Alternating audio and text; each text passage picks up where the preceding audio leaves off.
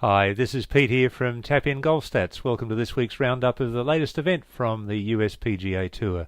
Of course, JB Holmes was successful in a very exciting finish at the Wells Fargo event from Quail Hollow. But just before we go to analysing JB's stats, we've got a caller on the line. Lefty, are you there? Of course, it's Phil Mickelson. Yes, here he is. Pete, I'm here. Thanks for having me on your show, by the way. Oh, pleasure, Phil. I wish it was under better circumstances after your fantastic 63 in the third round on Saturday. I bet you wish you were in the mix here coming down the stretch today. Yes, Pete, it was really disappointing, but I only have one person to blame. Now, don't be too hard on yourself, Phil. No, not me. It was Bones, my caddy. Oh, what did he do? It's not what he did, Pete, it's what he didn't do. You know how I had that 4-putt on 16? Yeah, well, I was wondering whether I should bring that up. Well, Bones gave me the wrong read on the first putt. He gave me the wrong read on the second putt, and he gave me the wrong read on the third putt. Oh, so Bones was telling fibbers, Phil. Not funny, Pete. Oh, yeah, I suppose you're right. If it was funny, it would have been humorous. Get it? Funny bone? Humorous? Pete, I've heard them all before. Yes, sorry, Phil. Anyway, I'd been back and forth the hole so many times, I'd worked out the line for myself, and I trusted my own judgment on the fourth putt.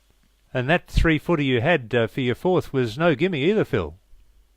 Yes, that disaster ruined any chance I had of making a challenge to JB Holmes. Yeah, but to be honest, Phil, you're out of contention before that hole. No, Pete, it is never over until the fat lady sings. I must admit, I did hear her warming up in the background, though. Well, what about Bones? You're not going to sack him, are you? Heavens no, Bones and I have been through too much together. Well, that is good news, Phil. Now, tell me, what's it like having your stats in Tap In Golf Stats? Yeah, great, Pete. Now, the stats are really easy to enter, aren't they? Well, you should know. You enter them for me.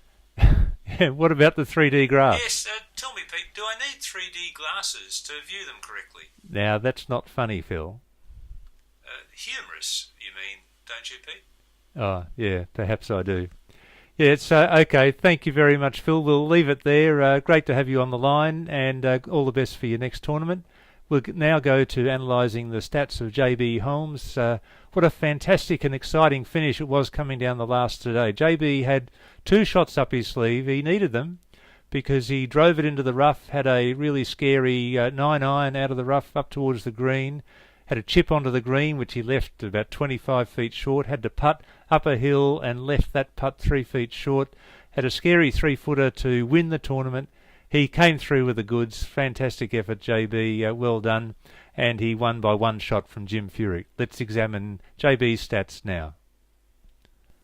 JB Holmes was on fire for the first 3 of the 4 days of the tournament. Just check out his putts in those first 3 rounds. A low of 10 putts on the back 9 and 13 on the front 9.